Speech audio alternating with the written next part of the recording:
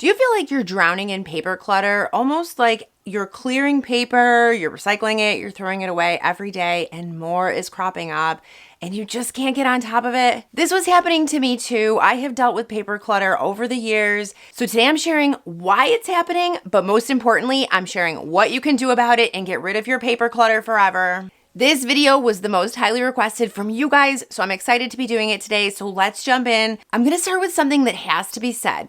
This video is not about organizing your paper clutter. You cannot organize paper clutter or any clutter for that matter. The only choice that we have is we need to declutter it. And I'm sorry if this sounds obvious. The only reason why I'm saying this is because while I was researching this video, because I always research my videos so I can make sure to bring you guys the best content, I was seeing a lot of content on paper clutter, and it was talking about organization and buying folders and buying files. We're not doing that. I don't like clutter. You don't like clutter. Paper or not, it has to go. If it's not bringing value into our lives and if we don't need it, we don't want it. So I'm going to talk you through this step by step. I'm going to show you all of the things that you can do. And then by the time we're done, all you're going to be left with is the important paper that you need, no clutter. And then that's what we're going to organize. Okay, so now that that's out of the way, let's talk about why we have so much paper clutter in the first place. And the reason why I want to mention this is it was actually very surprising to me when I learned this. I always thought that we had so much paper clutter because there's a lot of paper coming into the house, right? We've got junk mail, we've got kids' homework, we've got flyers and things like that. And yes, that does contribute, but the real reason why you have so much paper clutter, why I have so much, is so much more complex. Hands down, the number one reason why we have so much clutter is because we do not have a system to deal with it. If you don't have an organized system to deal with paper, you're just never going to get on top of it, and you're never going to be able to solve your problem. The good news, however, is I'm going to give you a system, and once you employ it, you will no longer have paper clutter. So I'm going to share the system that I swear by, and it works for me. I think it's going to work for you. The biggest secret that I will let you in on with paper clutter, and I learned this as I was watching my family, I was watching our piles of paper growing, and I'll tell you, paper clutter is the result of delaying decisions on paper management. You could also call it procrastination. A bill comes into the house. Do you end up paying it right then and there? Do you put it into a pile? A new credit card arrives. Do you activate it and put it in your wallet and cut up your old card, or do you just put it in a pile? You go to the doctor, you get some papers. Do you deal with them? It's okay. I do this too. Things come in. I don't want to deal with it. It piles up, but that's what's causing the clutter, right? And it's these everyday little procrastinations that are really adding up and causing the big overarching problem of paper clutter. And I also want to address this because another reason we have so much paper clutter is just this one big elephant in the room, and it's hanging on to things just in case. So either we don't know how to assess whether we will need the paper in the future, or we're not confident enough to throw it away because we're just too worried about it. Okay, so where to begin? So step one, you're going to create 3 piles for your paper clutter. So you're gonna go to the places in your house where you have that paper. For me, I have this back table. I'm thinking of moving it into the basement because it's just a flat surface that piles up with clutter. We've got paper clutter there. We also have paper clutter in a drawer in our bedroom. That one's not as bad because I have gone through that before it actually makes it to the drawer, but the back table is where I always start when I wanna deal with this. So you're gonna make 3 piles. It is going to be an action pile, an archive pile, and a recycle pile. Or if you don't have recycling, it could be throwaway, but if you can, it's paper, the easiest thing to recycle. And then what you're gonna do, you're going to make decisions on each piece of paper in your pile, and you're gonna put it in one of those 3 piles. If it's action, that could be something like a bill you need to pay, a credit card you need to activate, something from school you need to deal with. If it is archive, that could be medical records. It could be something that you need for insurance purposes, tax documents. And finally, the recycle or throwaway pile, those are things you just don't need. Those are, junk mail or things that old work from your kids, whatever you have that you just don't need to keep. As you're decluttering, if you have things, I notice a lot of people have stacks of magazines, for example, big piles of magazines that they say that they're going to read. I hear you. I used to have this as well. I have stopped all my magazine subscriptions. But if you've got these things, if you've got these magazines, consider getting rid of them. Consider donating them. They will take them. Actually, a lot of you commented that nursing homes will take them and other different healthcare places will take them because people want to read them. Some people keep their receipts and they have stacks of receipts. If you feel strongly that you need a receipt, you could always snap a photo of it and then just keep a folder of your receipts on a computer or on your phone. But chances are you don't need those receipts. Unless it's something important to keep for a medical record or something like that. If it's over 30 days, you generally can't return the item anyway, so no need to hang on to it. Newspapers as well. Just get rid of those newspapers. If you want to save some, because I know sometimes, Halloween's coming. Maybe you want to carve a pumpkin and you need your newspaper for that. So save a little bit, but no need to save those huge stacks of newspaper. You're never going to go through them and they're just creating paper clutter that you're ending up storing in your home. So now that we've decluttered our paper, we've gotten through step 1 here.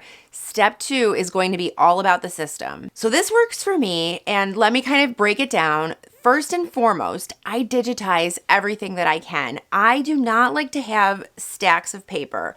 I barely like to have stacks of books, let alone paper. So I try to put everything digital. I do not get my bank statements sent to me. Those are all online. I do not get any statements from banks or credit cards or anything like that. I have gone completely electronic. You can log into your credit card online. You can select this from the menu. They give you choices. Don't get that stuff sent to your house. You don't need it. You can also use your phone and you can scan certain papers. So let me just give you some examples. We just recently took the kids to the pediatrician. They need to have annual physical exams for school. Instead of hanging onto that paper, what I do, we snap a photo. I use this app called Tiny Scan. There are a ton of little scanning apps out there. They're free. You take a photo, it turns it into a PDF, and then I email it to myself. I have to send that to their schools, and I can just email it right to the school nurse. I have my birth certificate this way. Obviously, I do keep the paper of that, but I'm just saying if you have documents and you think you need to keep them, chances are you can scan them, create a PDF, and then you can store them electronically. I even do this with my kids' artwork. Back in the day, when I had my first baby, I was saving every piece of art that she had. I would go out and buy a big plastic bin, and within the first year of school, it would be completely filled with artwork and schoolwork. And I was thinking I was going to do this for all of my kids. After 1 year having that huge bin, I realized there was no way I could store all of this paper. And so I stopped doing that. And what I did instead is the artwork that I find really nice, I do save it and I hang it up in our kitchen. I usually put it on the inside of our cabinets, so when I open up the cabinet, I can see it. But I also take photos of that artwork and I just snap a pic, and then I've got it on my phone so I can remember it and I can look at it, and then I recycle the paper copy. I've shared this also as part of my system. When things are coming into my home, I organize them and deal with them. So when I'm coming into the house and I've got my purse, I walk in and I take out the receipts and any paper clutter that's in there and I put it in the recycling or in the garbage. When I get the mail, I'm walking in the door and I'm putting it in the recycling or I'm dealing with it. I never bring the paper clutter into the home and let it just sit there. I've even shared that you could keep a little recycling bin or something at your front door just to make it easier for yourself. Another thing, a lot of you have suggested putting a sticker on your mailbox that alerts the mail carrier that you do not want junk mail. Some of you said you have stickers that say addressed mail only, or no junk mail, or no flyers. I haven't tried this yet. Let me know in the comments below if this works for you. I would love to try it and see if it works because I get so much junk mail. I've tried removing myself from lists and it just seems to make a dent for a little bit of time, and then it seems like it expires and I have to go redo it. So continuing on with this system, there might be a few instances where you have paper that you're saving for a reason and you need to access it. For example, what if you have a bunch of coupons, right? Some people like to collect coupons.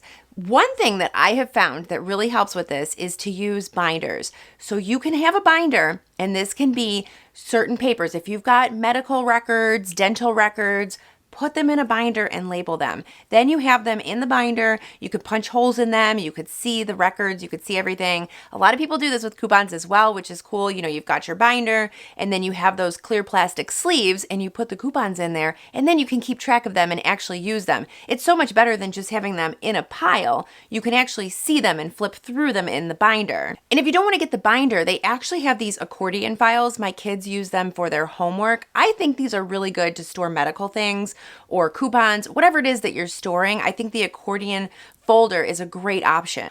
Another thing I do is I have a calendar on the side of my refrigerator in my kitchen, and you're probably wondering what this has to do with paper clutter, but let me tell you, this allows me to get rid of so much paper clutter from certain things, like an invitation comes in the mail.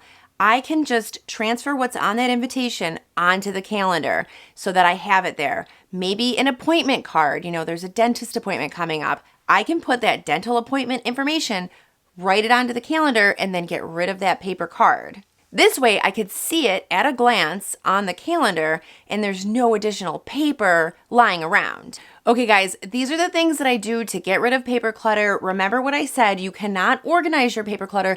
You have to get rid of it first, and then what's left, that's what you organize. And then once you have it organized, you have to maintain it through the system that we talked about so that it never gets too crazy and you never have to deal with it all at once. I know that paper just builds up, it becomes this thing, and then you dread it. And I think paper clutter is probably the worst clutter because not only do you have to go through it all, you actually have to think about each individual piece and read through it. And it's just such a pain. Nobody wants to do it. It takes a lot of time.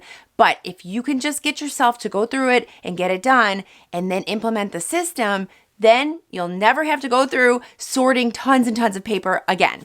Okay, I hope this video helped you. If you want me to do a more in-depth video on paper clutter, let me know. I think that what I shared today will essentially help you if you've got a lot of clutter and you're trying to get it down to something manageable, but we can always go deeper than that. If you want to keep the decluttering going, I'm going to link a video here. Click on it and I will see you over there. Thanks so much for watching.